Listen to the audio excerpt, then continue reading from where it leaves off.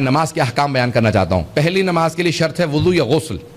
وضو سب کے لیے مشخص ہے, معلوم ہے. اگر کہیں تو جلدی جلدی اس کو بیان کر دوں گا. بیان کر دوں ایک مرتبہ؟ چلیں بھائی غور سے اس کو دیکھ لیجئے گا. وضو کے 7 واجبات جلدی پیش کر رہا ہوں. پہلا ہے نیت. پہلے نیت, یعنی آپ کو پتہ ہونا چاہیے میں وضو کر رہا ہوں. اگر نیت یہ ہو کہ میں سب کو دکھا دوں کیسے وضو کیا جاتا ہے اور اللہ کو بھی راضی کر لوں, تو یہ وضو قبول نہیں ہے. کیوں؟ کیونکہ دوسروں کو شامل نیت میں نہیں کر سکتے پروردگار کے ساتھ. وحدہ لا شریک ہے, اس کے لیے نیت خالص ہونے چاہیے. پتہ نہیں بات واضح ہے یا نہیں. نیت قربتاً اللہ, بس اللہ کو خوش کرنے کے لیے پہلا واجب. البتہ ہاتھوں کا دھونا 2 مرتبہ مستحب ہے, سنت رسول خدا ائمہ اہل بیت علیہ السلام. 2 مرتبہ پانی ہاتھوں پہ ڈالیں گے, 1 مرتبہ, اور اس کو میں انگوٹھی اٹھا دیتا ہوں تاکہ آرام سے دکھا سکوں آپ کو کہ وضو کیسے کرنا ہے. آپ نے پانی لیا, سارا وضو دائیں ہاتھ سے کرنا ہے, سنت رسول خدا ہے ائمہ اہل بیت. رائٹ ہینڈ سے, اپنے سیدھے ہاتھ سے وضو کریں گے. پانی لیا, الٹے ہاتھ پہ ڈالا اور 1 مرتبہ دھو لیا. پھر دوسری مرتبہ اسی طرح سے اس کو دھویا. پھر 3 مرتبہ پانی منہ میں ڈالنا, کلی کرنا. 3 مرتبہ ناک میں پانی ڈالنا, کلی. یہ مستحب ہے, واجب نہیں ہے.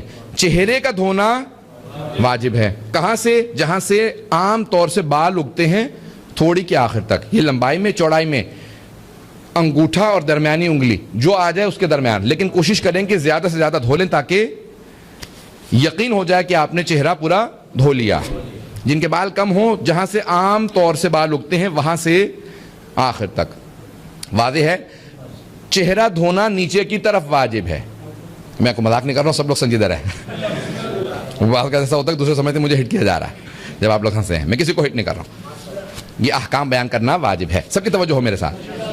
اب چہرہ لمبائی میں اور چوڑائی میں, ٹھیک ہے, چوڑائی میں اتنا واجب ہے, لیکن کوشش کریں کہ زیادہ دھو لیں تاکہ یقین ہو جائے کہ وضو ہم نے پوری طرح سے کر لیا. سب کی توجہ ہے؟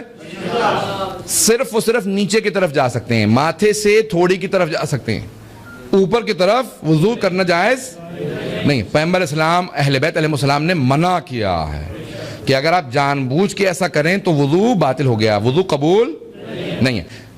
غلطی سے اگر ہاتھ چلا جائے تو فوراً اس کو دوبارہ نیچے کریں. غلطی سے اگر اوپر چلا جائے فوراً اس کو ہاتھ پھیر لیں اسی طرف دوبارہ, تاکہ اب آپ نے چہرے پہ ہاتھ پانی ڈالا, 2 3 4 مرتبہ پانی ڈال لیا, لیکن اس کو 1 شمار کریں گے. 1 مرتبہ چہرے کا دھونا واجب ہے, 2 مرتبہ مستحب, 3 مرتبہ باطل, جائز نہیں. ٹھیک ہے, 1 مرتبہ پورا چہرہ دھوئیں گے. کوشش کریں جب چہرے پہ پانی ڈال رہے ہیں, اس وقت مجھے پسینہ آ گیا, سب کی توجہ ہو میرے ساتھ. کہ جب چہرہ دھو رہے ہیں تو چہرہ دھوتے ہوئے آپ کیا کریں گے؟ چہرے پہ پانی ڈالا اور جب دھو رہے ہیں تو آنکھوں کے سائیڈوں پہ ہاتھ لگا دیں. بعض اوقات ہاتھ نہیں پہنچتا, ناک کے ہاتھ لگا دیں اور اس طرح سے ہونٹوں کے دونوں طرف, تاکہ ہر جگہ پانی پہنچ جائے, ہر جگہ پانی پہنچ جائے. نمبر 1. نمبر 2, سب کی توجہ ہو, اگر داڑھی جیسے میری اس وقت گھنی ہے, کھال نظر نہیں آ رہی, تو پھر کھال تک پانی پہنچانا واجب نہیں ہے. لیکن اگر کسی کی داڑھی نہیں ہے یا داڑھی بہت باریک ہے کہ کھال نظر آتی ہے, تو پھر کھال تک پانی پہنچانا واجب ہے. یہ بات واضح ہے سب کے لیے؟ اب چہرے پہ پانی ڈالا, کلیئر ہو رہا ہے سب لوگوں کا؟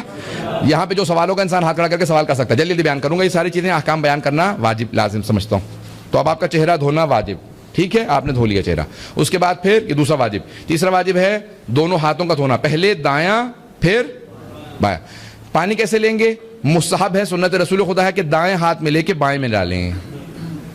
واجب نہیں ہے, لیکن سنت رسول خدا یہی ہے. اہل بیت علیہ السلام پانی لیتے تھے, دائیں ہاتھ سے بائیں ہاتھ میں ڈالا.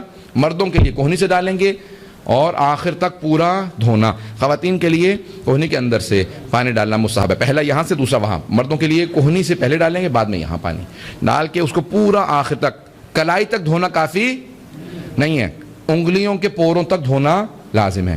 کوشش کریں کہ ہر جگہ پانی چلا جائے, ہر جگہ پانی چلا گیا, ٹھیک ہے. اسی طرح سے الٹے ہاتھ کو دھو لیں. اب یہ جو پانی بچ گیا, اسی سے سر کا اور پاؤں کا مسح کرنا, اور پانی باہر سے نہیں لینا. یہ نہیں ہے کہ آپ نے خشک کیا اس کے بعد پھر باہر سے پانی لیا اور مسح کر لیا, یہ وضو باطل ہے, قبول نہیں ہے. آپ نے اسی وضو سے سر کا مسح کرنا ہے. سر کا مسح کیسے کرنا ہے؟ اتنے حصے میں, یہ جو سر کا اوپر کا حصہ ہے, دونوں طرف اگر زخم ہو یا پٹی وغیرہ ہو تو پھر سائڈ پہ کر سکتے ہیں یا پیچھے کر سکتے ہیں, لیکن نہیں تو واجب ہے کہ سامنے مسح کریں. 1 انگلی کی لمبائی چوڑائی پہ مسح واجب ہے. اتنی لمبائی اور چوڑائی, جتنی 1 انگلی شہادت کی انگلی جسے کہا جاتا ہے, اتنی عام طور سے اتنی لمبائی چوڑائی کا مسح واجب ہے. 3 انگلیوں تک رکھنا مستحب ہے, واجب نہیں. سب کی بات ہے یہ. جب مسح کر رہے ہیں تو سر کو ہلنا نہیں چاہیے, یہ مسح قبول. سر رکا رہے, انگلی سے ایسے آپ نے مسح کیا, یہ مسح قبول ہے. یہ بات واضح ہو گئی. اب آپ نے جب مسح کر لیا, سر کا مسح ہوا, اسی طرح سے پاؤں کا مسح. یہ آپ کا دایاں پاؤں, پہلے دائیں پاؤں کا مسح کریں گے, پھر بائیں پاؤں کا مسح کریں گے. دائیں پاؤں کا مسح دائیں ہاتھ سے, بائیں پاؤں کا رائٹ فٹ رائٹ ہینڈ سے, لیفٹ فٹ لیفٹ ہینڈ سے. یہ آپ نے مسح کرنا ہے. پہلا نیت, دوسرا چہرے کا دھونا, تیسرا دونوں ہاتھوں کا, چوتھا سر کا مسح, پانچواں دونوں پاؤں کا مسح. اس کے بعد ترتیب واجب ہے, آگے پیچھے ترتیب نہیں کر سکتے. اور پھر موالات, پے در پے, یعنی ہر چیز وداؤٹ گیپ, فاصلے کے بغیر. چہرہ دھو لیا, اس کے بعد باتیں بوتیں کر لیں, اس کے بعد پھر کہا چلے میں ہاتھ دھو لیتا ہوں. ہاتھ دھوئے, وہاں سے آ کے جرابیں اتاری, آرام سے بیٹھ کے سر کا مسح کیا, پاؤں. یہ وضو نہیں ہے, مذاق ہے. وضو جو ہے موالات کے ساتھ کرنا واجب ہے. کلیئر ہو گیا؟ کوئی سوالات تو نہیں ہے یہاں پہ؟ جلدی سے اس کو مکمل کر کے آگے بڑھوں. اچھا, پاؤں بھی نہیں ہلنا چاہیے. مثال کے طور پہ ہوا میں معلق ہے, آپ نے پاؤں اٹھایا اور ہلتے ہلاتے ایسے پاؤں ہل گیا, یہ مسح نہیں ہے. پاؤں رک جائے اور پھر مسح کریں. پاؤں رکا ہوا ہو, یا زمین پہ رکھیں یا اپنے گھٹنے پہ رکھ لیں, کسی بھی جگہ پہ رکا ہوا ہو پاؤں, جب اس کا پاؤں کا مسح کریں. ٹھیک ہے, ایک بات.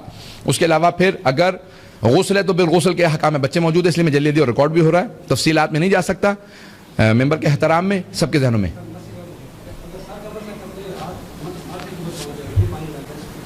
آپ کے ہاتھ کا, سر کا مسح کرتے ہوئے آپ یہاں تک آ گئے, پیشانی کے پانی آپ کے ہاتھ پہ لگ گیا, اب اس حصے سے اپنے پاؤں کا مسح نہیں کر سکتے. اب آپ اپنی ہتھیلی سے پاؤں کا مسح کریں, کیونکہ چہرے کا پانی اب آپ وہاں پہ استعمال نہیں کر سکتے. غلطی سے ہو جائے اس کو استعمال نہیں کرنا چاہیے. ٹھیک ہے, یہ جلدی سے مکمل ہوگا کام. جن لوگوں کو پتہ ہوتے ہیں وہ زیادہ پیچیدہ سوال کرتے ہیں. نہیں, میں آپ کو احترام میں کرنا تو یہ سب کو جانتا ہوں میں. سب کی توجہ نہیں, اچھے سوال ہے, کیونکہ نوجوانوں کے لیے واضح ہونا بہت ضروری ہے. ایک بات غسل سے متعلق جلدی سے سن لیجئے. غسل کے احکام, مستحب غسل بھی ہوتا ہے, جیسے آج جمعے کا. جناب امیر فرماتے ہیں کہ پیغمبر نے مجھ سے کہا, یا علی اگر اتنے پیسے ہوں کہ یا کھانا کھا لیں یا غسل جمعہ کر لیں, تو کھانا نہ کھائیں, غسل جمعہ کر لیں.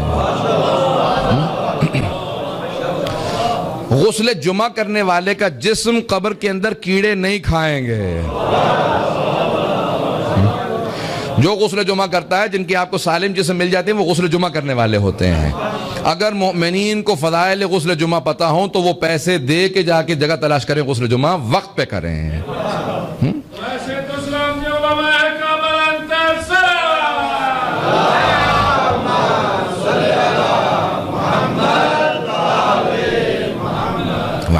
توجہ ہے سب لوگوں کی؟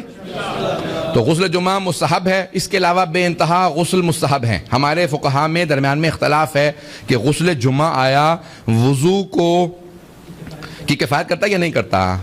آیت اللہ سیستانی, آیت اللہ وحید خراسانی وغیرہ, آیت اللہ خوئی کے جتنے شاگرد ہیں, وہ ان کے بعد سے وہ کہتے ہیں کہ اگر آپ غسل جمعہ اپنے وقت میں کریں, یعنی فجر سے لے کے ظہر کے دوران جمعہ ہی کے دن کریں, تو پھر وضو کی شرط نہیں ہے. لیکن آیت اللہ خمینی, آیت اللہ گلپاگانی, آیت اللہ خامنائی اور دوسرے جو مراجع ہیں وہ کہتے ہیں نہیں. تمام قدماء بھی یہی کہتے تھے کہ آپ کو اس کے بعد وضو کرنا ہے.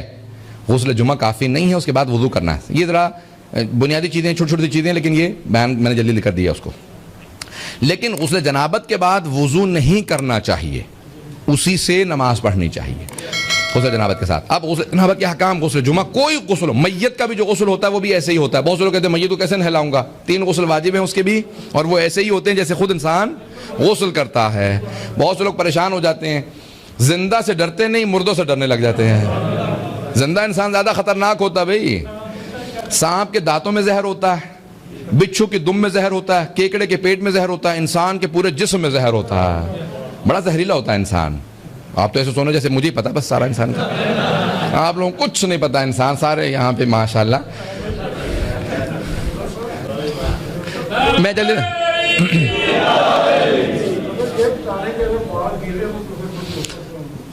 گیلے بالوں پہ مسح نہیں ہوتا. گیلا اگر چہرہ, سن رہے ہیں سب لوگ, چہرہ گیلا ہے, ہاتھ گیلے ہیں, اس پہ دوبارہ آپ وضو کر سکتے ہیں. لیکن اگر سر گیلا ہو اور پاؤں گیلے ہوں تو وضو مسح نہیں ہوگا اس میں. کیوں؟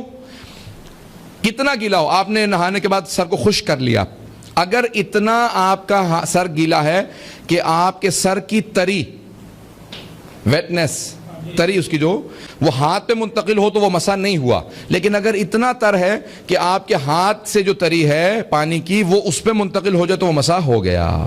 کلیئر ہو گیا یہ مسئلہ؟